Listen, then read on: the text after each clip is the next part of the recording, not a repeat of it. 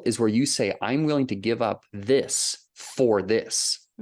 That's a real goal. Then that goal needs to be converted again into a desire. So it's like, I want it and I really want it, baby. Dave, how do I know that I've got a real desire or a real goal? Look at your behavior. If your behavior is not changing, you don't have one. If you just have a goal and it hasn't been converted, check your behavior. Check, is it changing your thinking? Is your goal changing you? That's how you'll know. And it's freaky, because a lot of times you'll realize, oh man, I'm actually, that's just a want. I'm just BSing myself. I'm actually terrified. That desire then needs to be converted into a burning desire, which is like an obsession. And this is the process. So when I first set the goal of going to $1 million a month, I'm not setting these goals because, I get my value from earning $1 million a month. You see, the purpose of a goal is not to get. The purpose of a goal is to grow, to expand your conscious level of awareness of who you are, what you are, and just really and truly what you're capable of. Because the only way you'll ever tap into your infinite potential is to have a clearly defined goal that you're going to harness your infinite potential to direct it towards. Once that goal becomes a burning obsession, you'll have it in the material world. Everything in man-made in the material world is the manifestation of a desire. If you take anything in the material world and you start pulling back the thread, at the end, you'll find a desire. So if you don't see it in the material world, let's say you're trying to manifest for a while, or you've been trying to create something for a while, and you are working. It's not that you're a lazy bugger. You really are working. Check your desire, because fear suppresses desire.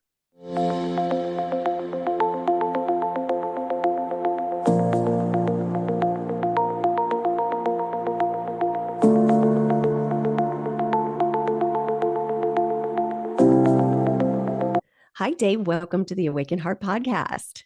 Thank you so much, Nancy. It's lovely being here today. I'm so glad you're here.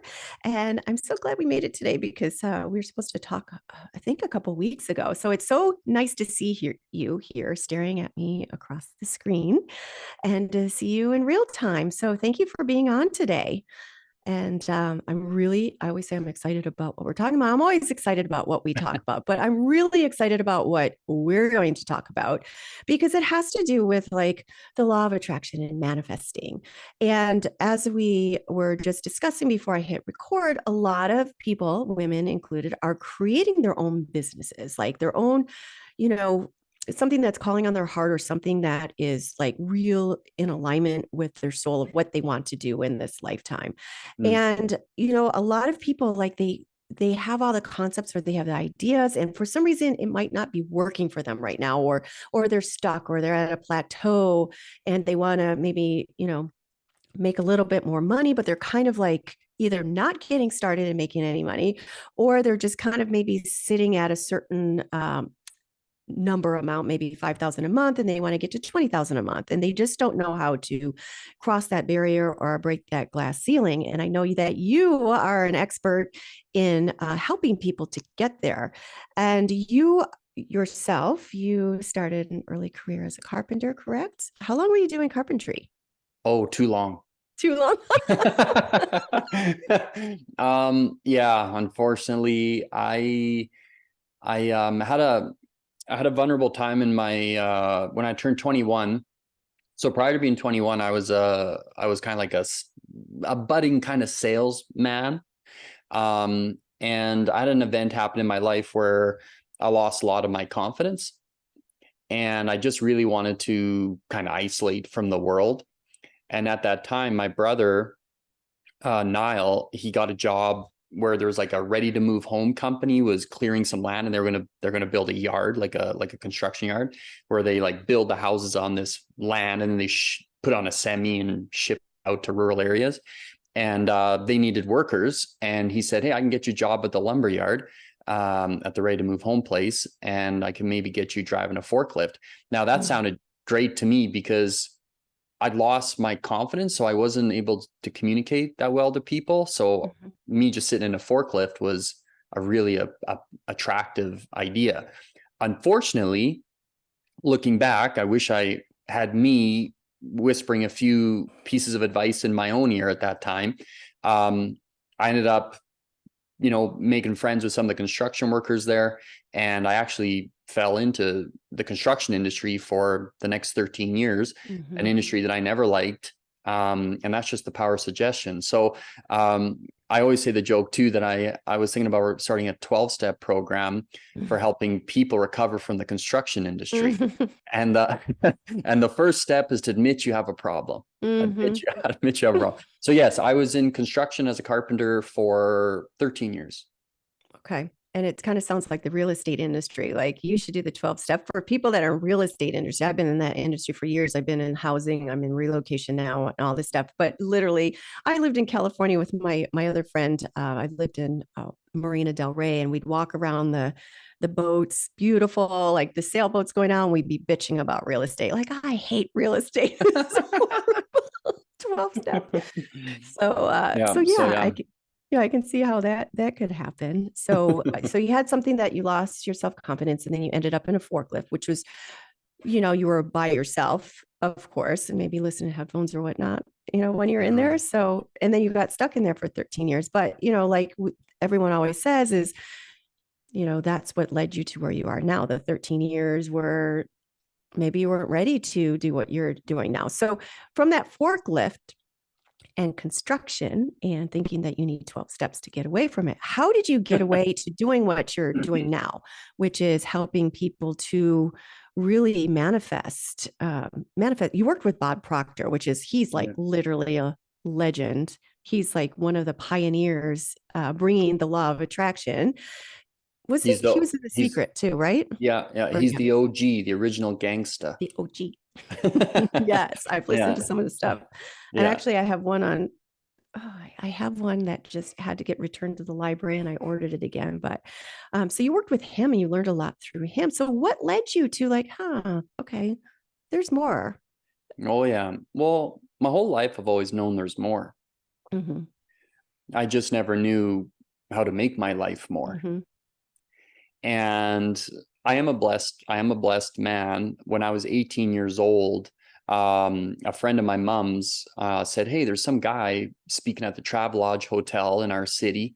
And I always say it's the first, last, and only time this person was ever in our city.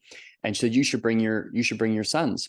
And I don't remember if my brothers came that night, but I remember I did. I don't remember if I came willingly or if my mom's like, you get your, you pull my ear and you get your butt down here. Anyway, so we went in there, and it was Bob Proctor. So before The Secret, this was in 2002. And I'd never heard anybody talk like that in my entire life. And those 2 nights, what they did was they changed the direction of my life. They didn't change my life, but they changed the direction of my life. And that started a series of events that had brought me up to 15 years later, actually working directly with them. He would talk a lot about you become what you think about, and your level of awareness is what's producing your life. And I believe that Bob Proctor was probably the greatest mindset coach to be on earth in the last 50 years. I think just the depth of some of the stuff that he was saying, because a lot of people know about him and a lot of people don't know about him, which is also interesting. I think you have to have a depth of understanding to really start to fully grasp what he's actually saying, because he's actually telling people how to get anything they want in life. I missed it for those 15 years. So I spent from when I was 18 to 33, basically by the time I was 33, I was unhappy, I was unhealthy. And I don't know if this is a word, I should really look it up, unwealthy. I had a part of my paradigm or my belief system was just work harder to get ahead, work harder to get ahead. And I got to the place where I started becoming very, very frustrated. And in 2015, I knew I was in trouble when we were doing a project, and the inspector came, and in my perception, he was being a dink. Okay. He was like, telling us things are wrong that I didn't believe are wrong. And I got so angry that actually one of our employees, Steven, had to run out and hold me back, because I was like going to attack this guy physically.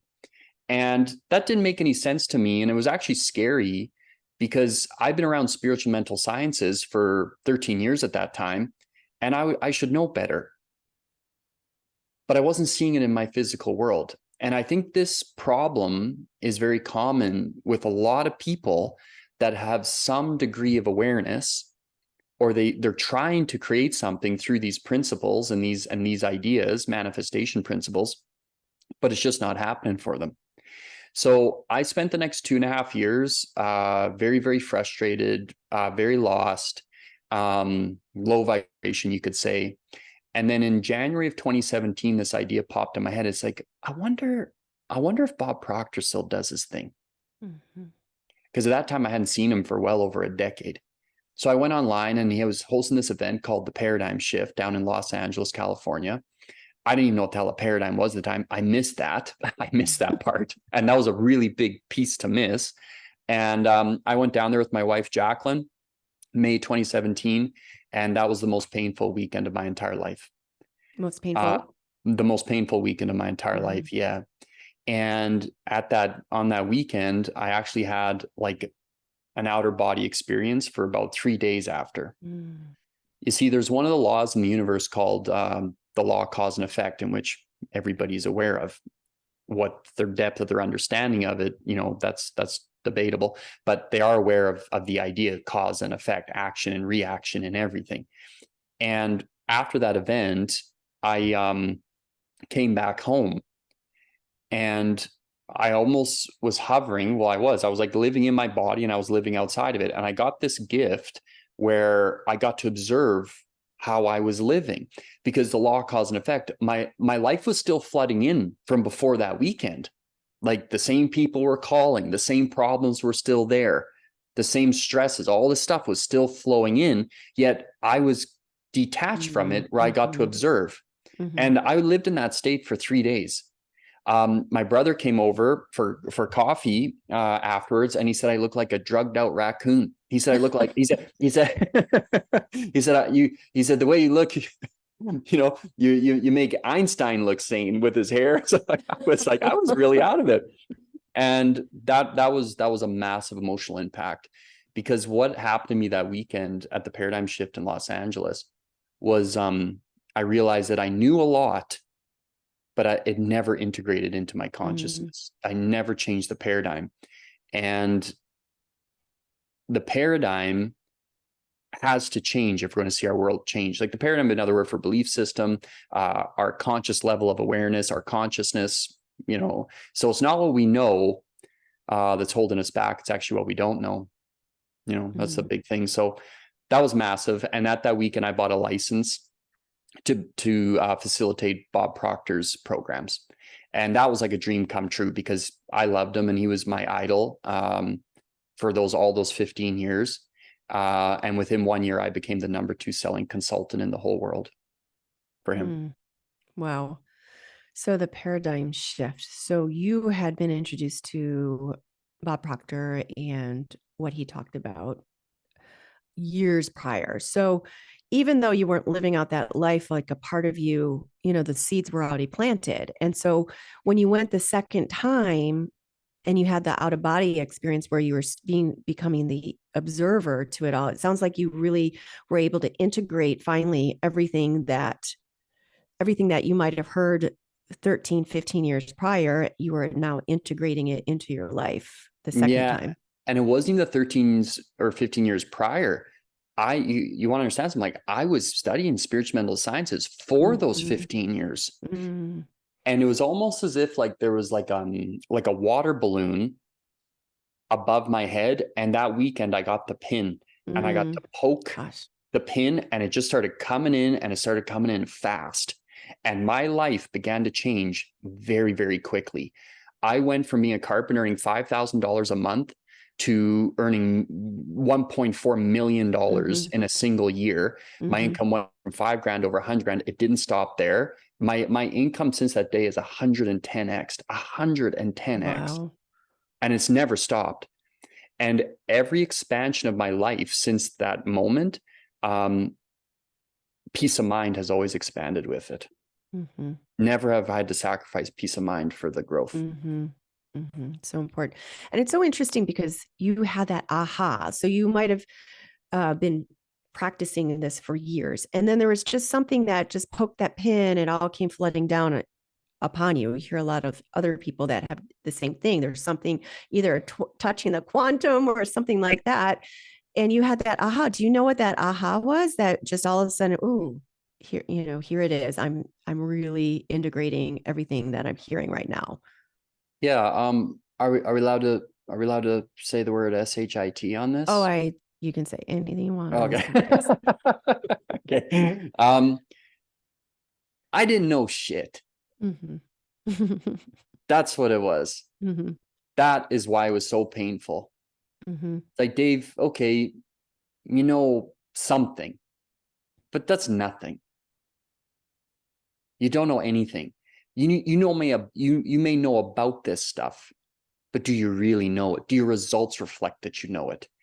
And I think that's why it was so dang painful for me, because I could talk a bit of this talk, but my results reflected I may as well have never learned it in my entire life. Mm-hmm. And I think in my journey since, so it's been 6.5 years since then, I've kind of realized that I think our memory is our greatest enemy, because the memory gets you to say, oh, I know. Do you really? Do you really know, Dave? Do you really know? Do your results reflect that you know? Does your behavior reflect that you know? Have you really learned how to change yourself? And if you were to ask me what my purpose in life is today, my purpose in life is, I loved yours, by the way, to show you how to be connected and heart-centered. My purpose in life is to show people where to go to actually change their life, which is inside. We talk so much, we hear a lot about infinite potential. Well, where is it? Is it in your, behind your ear, under your armpit, between your toes? Like, is it butted up against your toe jam, or where is it? Where is this infinite potential? And when you start to understand that it's in the mind, you'll start to unlock something that's very, very special and can produce anything and everything that an individual truly desires. And it's a willingness to be open. And it sounds like you thought you knew everything, but you're willing to be opened, and it's approaching it with the beginner's mind. Like, okay, what was that expression? Know that you don't know. Or have you ever done, oh God, what it was I used to do in Los Angeles? There were 3 of them. I can't think of it. I can't think of it right now, but it's knowing that you don't know that you don't know. Do you know what I'm talking about? Yeah, it is, Landmark Forum. That's what I'm thinking of. Yeah, there's another one that's like that I used to do to build my belief up.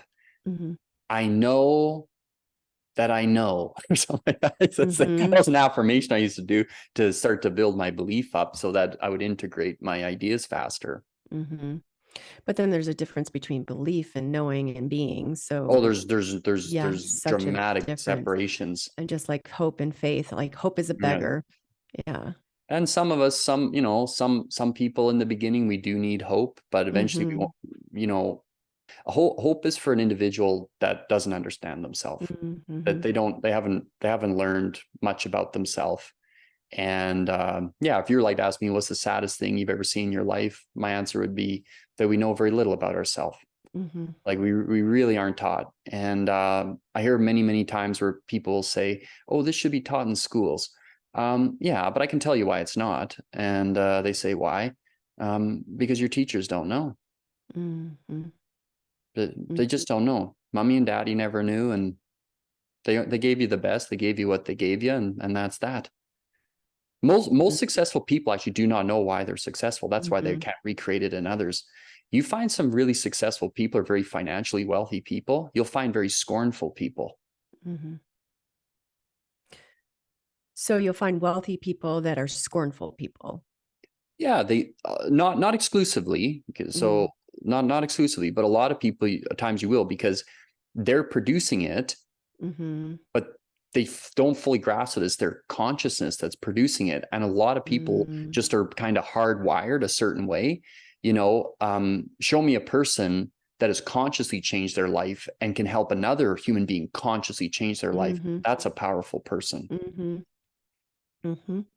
And that's what this podcast is all about. And it's what your whole life and work is all about is, it's showing people that really it's empowering people because everyone's taught and just the way our society is to look to the outside for everything, for our answers, for our solutions, for to save us, whatever it is, instead of tapping in, looking inside and opening up to that greater potential. So can you explain, like, let's walk it back a little bit, for the people that are listening in now might be new to manifestation and the law of attraction. Can you, in simple terms, I mean, there's so many different factors to law of attraction. There's the paradox of intent. There's all different factions of it. But in a simple term, can you explain the law of attraction and how it works, manifestation? Yeah. If So, there's a simple term, is yeah, there a yeah, simple word? yeah. I can do my best to make it simple. So everything in the universe is energy. Now, we know this today. Science has shown us this, and we know that energy is neither created nor destroyed. So if you go over to the scientists, they're going to say energy is. Energy neither created nor destroyed. Well, that's kind of weird. How can something be created nor destroyed? Then if you go over to the theologian, they'll say, God is the Alpha and the Omega, the beginning and the end. Right? So when we understand that everything, now the key word in there is everything. So everything in the universe is energy.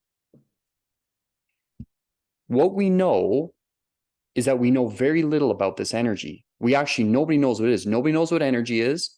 The scientist doesn't know what energy is. And the Pope doesn't know what God is. We can just say God is, energy is. But we do know one thing about it, that it moves by law. So all energy is governed by law. So if you picked up a pencil or a pen on your desk and you picked it up and you dropped it, it would go down. There's a law that does that. Now, if you picked up that pen again and you said, okay, little pen, like you're not going to fall this time. Okay. You're going to stay hovering in the air, right? Mm-hmm. Like I'm David Copperfield. Okay. You're going to stay hovering in the air and you let go of it. Go ahead. You can try now. Go ahead, Nancy, do it. No, it's going to smash. I want it to float. Yeah. Yeah. Not listening to you, is it? Gravity. Nope. That's right. So what we need to understand is that the pen is energy, your hand is energy, and it's all being controlled by law. So this energy moves by law. Now, what people don't fully understand is that thought is energy. Therefore, we can safely deduce that it too must be controlled by law. And there are certain laws that govern your consciousness. And one of those laws is called the law of vibration. Everything vibrates, nothing rests. The law of attraction is a secondary law. You don't get what you want, you get what you are. So when I was spending those 15 years trying to create success in my life and getting nowhere, I never realized that I wasn't changing. I wasn't changing. So when a person goes out and they set like a big goal, let's say a person's earning $5,000 a month and a financial goal, and then they want to go to $50,000 a month, for example. Once they set that goal, the next thing they need to do is ask themselves, who's the man, woman, or person that is living that life? Because there's a life contained in that idea. So as things vibrate, they attract. People have heard this, birds of a feather flock together, right? So all energy is attracted to itself. Ideas are the same. Ideas like to be fed. You get the idea of a burger. That idea, the burger, is going to want to feed itself. Ideas are self-consuming. You get the idea of having a nice warm bath. The chance of you having a nice warm bath goes up. It's going to want to consume itself. Ideas like to be fulfilled. Okay, that is what people want to shift their attitude from. A lot of times when people set goals, they think that like it's some chance or luck thing. No, it's not. You got to understand this. Form the attitude that goals are meant to be achieved. That's the next stop. Your next train stop is that goal, that amount of money. So when it comes to the law of attraction is a secondary law. Now, as we talk about the laws, we want to understand that all energy returns back to its source of origination. Okay, all energy returns back to its source of origination. So our sun in our solar system, it used to just be helium gas, helium and hydrogen. And then it compressed and compressed and compressed. There's some attraction going on. And then it turned to a sun, exploded, and out come all the planets and the whole thing. Well, eventually our sun is going to die. And it's going to turn to a black hole. And it's going to suck all the energy right back to it. All energy returns back to its source of origination. So what the law of attraction is based upon is the vibration that you're in. The vibration you are in is controlled by what you desire. Desire controls the law of attraction. Wants do not control the law of attraction. What a desire is a want that has been emotionalized, that's been in the subconscious mind. That is what starts to transform people. Wants don't transform people. Your desires transform it. Mm. And that all has to do with what the law of the universe, energy, frequency, vibration. Is that it? Who said that? Nikola Tesla. Because we all vibrate, and a desire, it's the feeling that actually it's the feeling, because the feelings have an actual energy or a vibration to it, right? Yeah, well, it's all energy. So Right. so feeling is a word that we've invented to describe the vibration we're in. Mm-hmm. So I don't feel good. I feel great. Yeah, I'm all right. This is all expression of the vibration we're in. So this energy has infinite frequencies. So we all live on the same planet, but we do not all live in the same world based upon the vibration that we're in. So any idea that we think, that ends up basically manipulating the energy field and comes right back to us. This is why it's so hard to tell someone that has a bad attitude they have a bad attitude, because they've got reasons to have the bad attitude. They're manifesting it. It's very hard to get someone to change their thinking because they have facts showing that their thinking is accurate. Now, what do you think about? I know that I've heard there's parallel realities, and if you're not vibrating, like if you're only going to attract that which you're vibrating, you're vibrating at the same level. You're not going to see something that's like vibrating at a lower level, or it's not going to affect you or something, or there's supposed to be parallel realities. If you're choosing not to live in that lower vibration or reality, I don't know even how to explain it. Like there's that's going out there, like you have multiple realities happening at the same time. Like a multiverse kind of thing? Yes. I don't know why I thought of that. I think it's because you want to chat about it? Sure. I know, because you said, so you're not going to, you're going to have that bad attitude because they're living in their own universe where like their own perception is like, it's this way and negative or whatever. Yeah.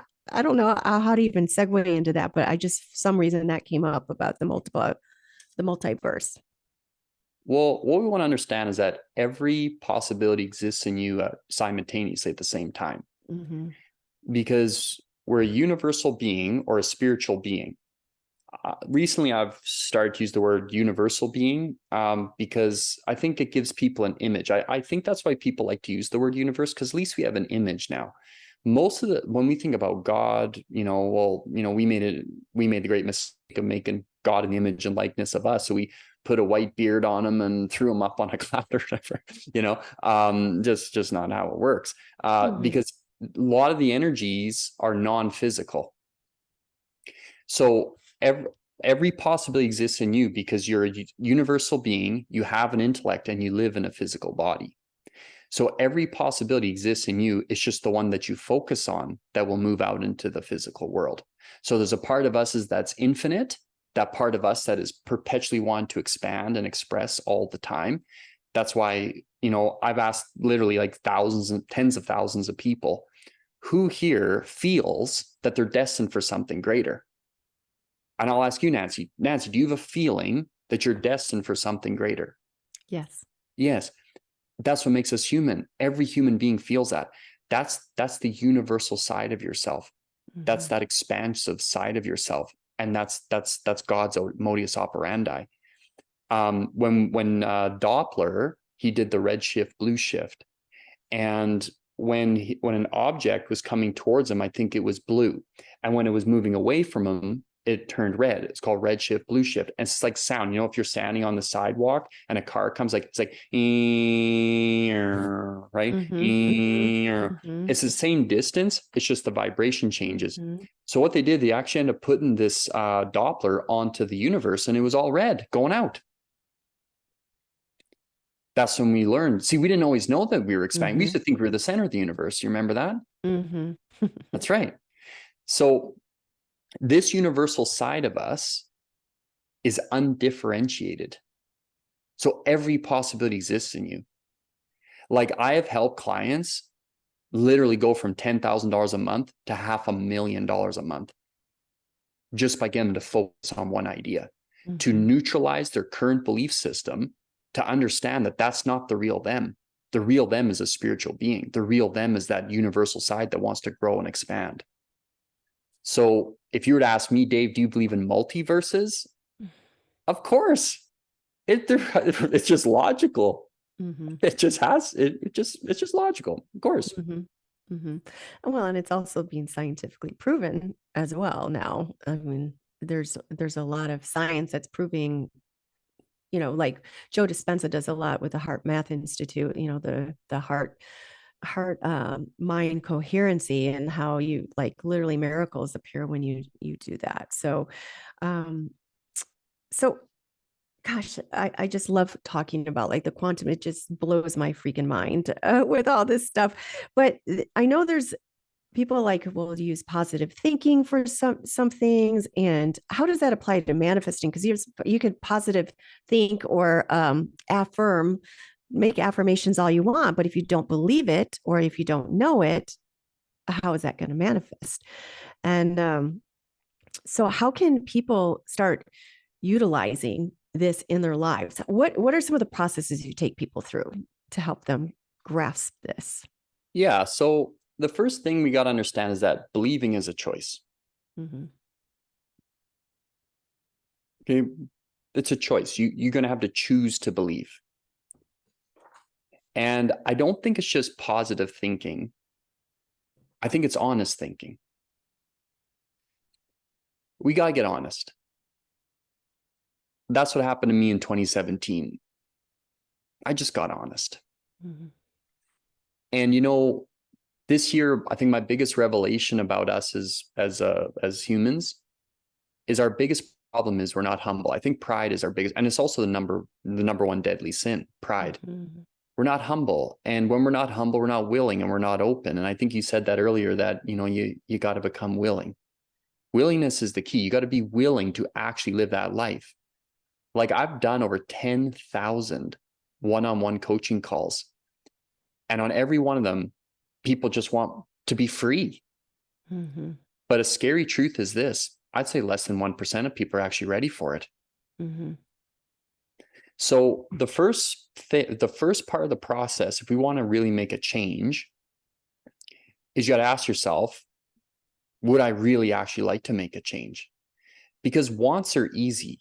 So all your conscious mind does is want stuff. I want to get up. I want to be on this podcast. I want a coffee. I want to pee. I want Jim to be nice. I want to go get some groceries. I want to cook the food. I don't want to clean. I don't want this. So I want this. Like, that's all it does. All your conscious thinking mind is just want. So you got to ask yourself, am I willing to convert that want into an actual goal? What a goal is a goal is a want that you actually want. So it starts in the form of an idea. Then you say, I'd like that. Then the idea converts into a want. Then when you're like, you know what? I really do want that. I'm willing to let go of this house to live in this house. Now, I got stuck at $250,000 a month. Now, that's really insane. Let's get it. Like, that's a lot of money. Right? $5,000 a month. Yeah. People are happy with $5,000. I could live with that. Oh, if you said to me, oh, Dave, you become a miserable bugger because you're at 250, I'd say, what? No, are you crazy? No, I cut off my left hand for that. But I got stuck at that. And the reason I got stuck is I got afraid to lose it. I got afraid to lose what I had. I actually got afraid to lose the abundance that I'd created in my life. So I got stuck. So I had to sit down and I had to recreate. I said, okay, well, where could I go? And then I set the goal of going to 1 million. Now, the crazy thing is this, 1 million a month. The crazy thing is this, I had to become willing to let go of the 250 to go to the 1 million. Now, at that time, I already had the idea of going to the 1 million and I was actually working towards it. However, was I actually willing to let go of a $250,000 life for $1 million a month life? And the answer with the fear was no. So I had to change that. Once I changed that, my income went over $500,000 within the next 3 months. How I knew I was in trouble is by the way I felt. I'd lost ambition. I was getting resentful. I was turning on people. I just wasn't in the spirit of it. I wasn't in an inspirational state, and I was flat, and I was starting to get very bored with the work. And I went and got help, and I committed that. So it's like before it was just a want. I actually wasn't willing to let go of my current life to have that. That's a real want. A goal is where you say, I'm willing to give up this for this. That's a real goal. Then that goal needs to be converted again into a desire. So it's like, I want it and I really want it, baby. Dave, how do I know that I've got a real desire or a real goal? Look at your behavior. If your behavior is not changing, you don't have one. If you just have a goal and it hasn't been converted, check your behavior. Check, is it changing your thinking? Is your goal changing you? That's how you'll know. And it's freaky because a lot of times you'll realize, oh man, I'm actually, that's just a want. I'm just BSing myself. I'm actually terrified. That desire then needs to be converted into a burning desire, which is like an obsession. And this is the process. So when I first set the goal of going to $1 million a month, I'm not setting these goals because, I get my value from earning $1 million a month. You see, the purpose of a goal is not to get. The purpose of a goal is to grow, to expand your conscious level of awareness of who you are, what you are, and just really and truly what you're capable of. Because the only way you'll ever tap into your infinite potential is to have a clearly defined goal that you're going to harness your infinite potential to direct it towards. Once that goal becomes a burning obsession, you'll have it in the material world. Everything in man-made in the material world is the manifestation of a desire. If you take anything in the material world and you start pulling back the thread, at the end, you'll find a desire. So if you don't see it in the material world, let's say you're trying to manifest for a while, or you've been trying to create something for a while, and you are working, it's not that you're a lazy bugger, you really are working, check your desire. Because fear suppresses desire. And that's probably most people's big stumbling block is the fear. And when you say you had to give up your life at 250,000, does that mean like, what does that look like? Because you were making 250,000 a month and you had to be able to give that up in order to make that $1 million. That's a little scary. Like what if you're not making 50, what if you're not making 250,000 anymore or whatnot? You don't have your house or your security. Do you mean you're giving up something like that, or giving up what you used to create that? You had that desire to create that 250. So you had to give all that up and create a new desire to create $1 million a month. Yeah, it's very interesting. Yes. So when I was earning $5,000 a month as a carpenter, like I did not like my life. Like it was a very easy decision to tell it to just piss off. Like it was just like, it's like, it was really, yeah. It's like, it's ta-ta, see you never. And that was easy. It's not that the change was easy, but the decision was like, yeah, you know what? To hell with it. It can go. But when you start to build an abundant life, the problem lies in getting attached to it. Because this God or this universe, whatever your spirit, wherever you're at with that idea, It's a very jealous universe. Source is a very jealous source. It does not like you becoming dependent upon anything but it. And it's called idolatry, is really what it is. That is where you take your focus from the actual source of supply, the true source of supply, and you put it out on money or the house or the car or whatever. The second you start taking your worth or your value, or you start to attach yourself to anything in the physical world, you will start to suffer. Because the object itself is already under the law of entropy. So it's going right back. It's already starting to disintegrate through the law of vibration. It's going right back to its source of supply. So the key to knowing if you're in trouble or if you're stuck is pay attention to how you feel. Like, am I flat? Am I working too hard? What's the real belief around this? Where's my desire level? And you'll isolate it. Am I afraid? What am I afraid of? So yes, when I went from the 5, so my first big goal was I went from 5 grand to 100 grand a month. And then I went from the 100 to 250, and then I got stuck. And yes, so the answer to your question is this. Yes, I was willing to lose the entire 250K life. Yes. I had to be. So it's like, okay, so you're creating this new desire and stepping into that, and it's the fear and it's the attachment to it looking a certain way. So you're saying that the source is very, what was it? The source is very jealous.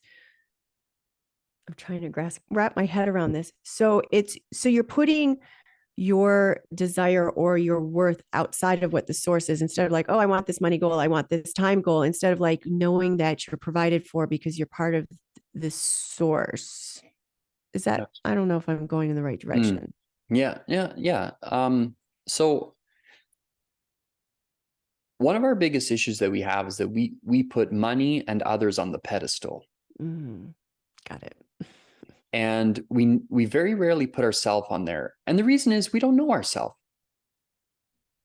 You know, a lot of the world says, be yourself. I say, no, don't be yourself. You don't even know who the hell you are. Just stop being yourself and things might probably will improve. Just stop being who you are. How can you be yourself if you don't even know who you are? Bill Gove said this once. He quoted, if I'm going to be free, I got to be me. But I better know who me is. Who am I, really? Exactly. And that's kind of cool. I think that's one of the sexiest ideas I've ever found is like, who am I? What can I do? Like, where can I take this? This is just spectacular. So when I moved, so what happened to me was I started getting my security from the 250. I wasn't getting my security from the power that produced the 250. Bullseye. Got it. That's what it is. So this is a very jealous God. Very jealous. The second you leave your attention from that source within to produce the results that you want, the second you believe that it's you doing it, you'll suffer. You see, what we are is we are distribution centers for the divine spirit. That's really what we're distribution centers. I even argue against the idea that we're co-creators. I don't believe that, because creation is finished. What we are is we have been given the ability to select how the energy, and we are permitted to distribute that energy. We do not create the energy. I know I did not create the universe. I know I didn't. I'm a part of, I'm an expression of it. We used to, when I worked with Bob, we had this event called the Matrix. And it was unbelievable. People fly in from all over. We held it in Toronto. A lot of the stuff, and nearing the end of his life, was all in Toronto, so he didn't have to travel too much, and which he loved to do. He loved traveling too. And on the last day of the Matrix, there's this man was asking this question, and it was Q&A. We have a bit of Q&A in the morning, and he said, "Some of my mentors say that I am God." And Bob was like, okay, well, he was like, well, that you're an expression of God. And you could tell like the guy wasn't really like picking it up. Like he's like, okay, like he was trying to reconcile the idea, and that's good. And he's like, okay. And then Bob's like, okay, I'll come at it this way. And then Bob came at it and he's like, oh, he couldn't really get it. And then he came at it another way. He's like, well, you're an expression of God. Like you're not God. You're an expression of God. You've God-like abilities. You're an expression of. And the guy wasn't really getting it. And then Bob was like, he said, look, man. He was like pretty stern. He's like, look, man. He's like, I worked with a couple guys who thought they were God, and they're in jail now. Oh my God. That's funny. Yeah. So when we start to understand that we're very special, like we're very special, when we start to understand that we've been given these abilities as human beings, dominion over land and sea, and we've been given these godlike abilities to create our own environment. You know, we're the only creature on the planet that is disorientated in our environment. Mm-hmm. Every other creature is completely at home. Like this morning outside in our backyard, we have some land. You know, there's a coyote out there, perfectly fine. There's these two little farm cats that go through and they're hunting mice. They're so happy with themselves. They're completely at home at their environment. You and I have been given the ability to create our own environment, and we do that every second of our life. And when we start to understand really and truly how special we are, we would never talk poorly about ourselves. We would never do that. Like, what does it really mean to be created in the image and likeness of God? It's a great question. So I'm feeling that. I feel that right now. That's so beautiful. I'm so inspired. Like that hit me right over the heart. I got my big aha. With the pieces came together for me when I was questioning that earlier. So that's beautiful. So how would you, what advice would you give someone who is new to the idea of manifestation and the law of attraction? And if they want to start incorporating that into their daily life? So I think that manifestation, so I think that most people that talk about the law of attraction, they should just shut up. Because a lot of the messaging that's going around, it's actually bastardizing, and it happened to religions. It's happened all the time. Any great truth is covered in crap, and then so that people don't believe it. The law of attraction is real. Every human being on the planet is manifesting their reality perpetually, whether they know it or not. Well, that's irrelevant, right? We really are manifesting. So when it comes to like a new person starting, this is the best way to select. If you were to get mentored by somebody, or if you're going to study something, be very weary of the person who says something for nothing. Be very weary of that. What do you mean? Where you can have and not sacrifice, where you can receive without the fundamental law of cause and effect, which is giving. So if you want to navigate, and I too believe that manifestation needs to be navigated properly, because you can get in trouble and you can start playing with energies that maybe aren't all that good. So always have a service-based mindset. Always just use the powers. The best way to use your mind is two ways. Number one, improve your own life, because you can't give what you don't got. So number one, improve your own life. Number two, improve the lives of others. So the best ways to use your mind is improve your own life, improve the lives of others. So if there's a person that's new to manifestation, my first thing I would say to them is, number one, it's real. It is real, baby. It is as the sun is going up and the sun going down. It's real. Pinch your cheek, pinch your butt cheek. It's real. Okay. It's real. It is a reality of this world. The second is, if you start to follow it, just make sure that you're using it to improve your own life and improve the lives of others. Don't just use this to try and improve your own life. Okay. What Express do you out. mean? Wait, to improve your life. So use it, but don't use it to improve your life. What do you mean by that? No, don't just use it only to improve your own life. Okay, got it. Okay. Yeah. Use it to improve your own life and the lives of others. Yeah. Okay. Right. And results don't lie. Results never lie. Okay. The non-physical will move into the physical, and the physical will move right back into the non-physical. So anyone that's starting out manifestation, yeah, I would say the first thing you should do is build a clear mental picture of what you want. See yourself as the man, woman, or person that you want to be, and just keep buying into that idea on a deeper and deeper level. When you attract, which you will, you'll attract opportunities to make sacrifices. You'll attract opportunities to actually serve and to make the changes.